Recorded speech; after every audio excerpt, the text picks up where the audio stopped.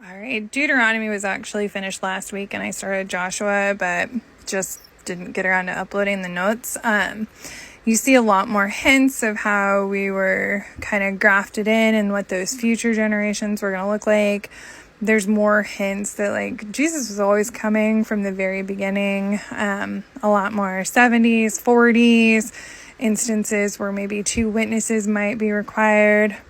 There's the third ark. Noah lives in an ark. Moses is put in a basket, another word for which is ark.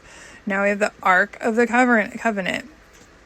Ark leading to salvation. Ultimately, we see examples of the various ceremonies and sacrifice that Jesus fulfilled those for us. Like, we don't have to go back every single year and cut a bull in half or whatever the ceremony was. Gross and blood, and I'm an animal lover, and it makes nope, not doing it. But I don't have to do that because Jesus came down and he was that ultimate sacrificial lamb, so that we don't have to do that anymore.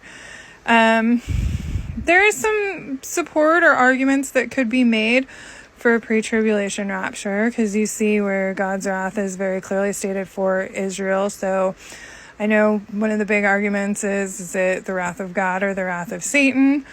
And who's appointed to that wrath? We do get to say goodbye to Moses. Moses had a long life with us, and now he's gone, but we're going to hang out with Joshua.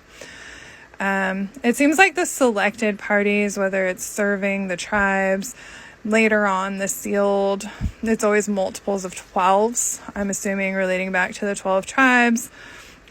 A lot more examples of a wheel within a wheel. I think, whether you want to follow the Torah or not, where you fall in that line, like, read and get to know the Old Testament. It's super fascinating over here. There's an understanding or a hint, I think, as to why the enemy chooses 6 as opposed to the hand of the forehead. That's in one of my earlier videos. And you just really get to see a lot more about the law and how to carry them out, as well as some of the sentences. They're put much more clearly spelled out. So yeah, that's Deuteronomy in a very brief nutshell. Again, please do not use these videos as an excuse not to read your Bible. And most importantly, don't form your theology off of somebody's video on TikTok. That's between you, the Bible, and God. The rest of us are out here just kind of spreading what we see and read and have a good day, or understand and having good days, and that's where we're at.